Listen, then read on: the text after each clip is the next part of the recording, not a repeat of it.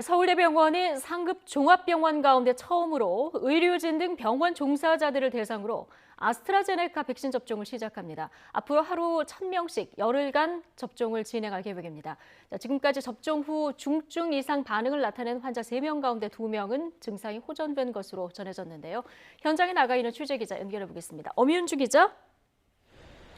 네, 서울대병원 어린이 병동 앞에 나와 있습니다. 네, 오늘 오전부터 접종이 진행됐는데요. 순조롭게 잘 진행됐습니까? 네, 그렇습니다. 오늘 오전 9시부터 시작된 백신 접종은 조금 전 11시 반쯤 끝났습니다. 오늘은 첫날이기도 해서 오전에만 접종이 이루어지는데요.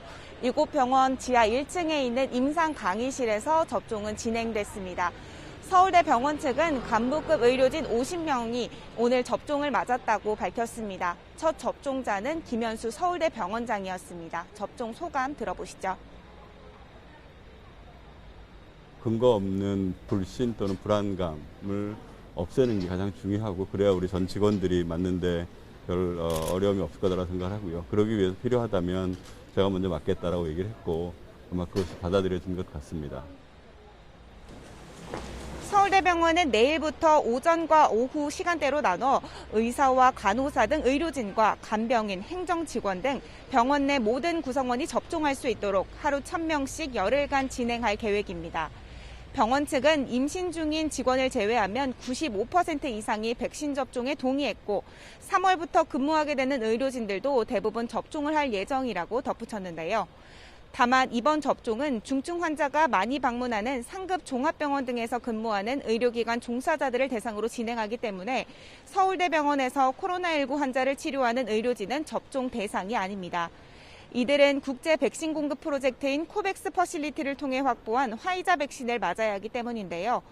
서울대병원 측은 다음 주 중 코로나19 의료진 340명 분량의 화이자 백신이 입고될 예정이고, 의료진 외에도 환자 이송원 등 병원에 출입하는 모든 사람이 접종 대상에 포함된다고 설명했습니다. 네, 이런 가운데 앞서 전해드린 것처럼 아스트라제네카 백신을 맞고 사망한 사례가 지금 확인되고 있죠. 네, 우선 어제 발표한 기준으로 보면 방역당국은 접종 후 2명의 사망 사례가 발생했다고 밝혔습니다. 이 2명 모두 요양병원 입원 환자로 모두 기저질환을 가지고 있었는데요. 예방접종 후 이상 반응을 호소하는 사례도 계속해서 늘고 있습니다.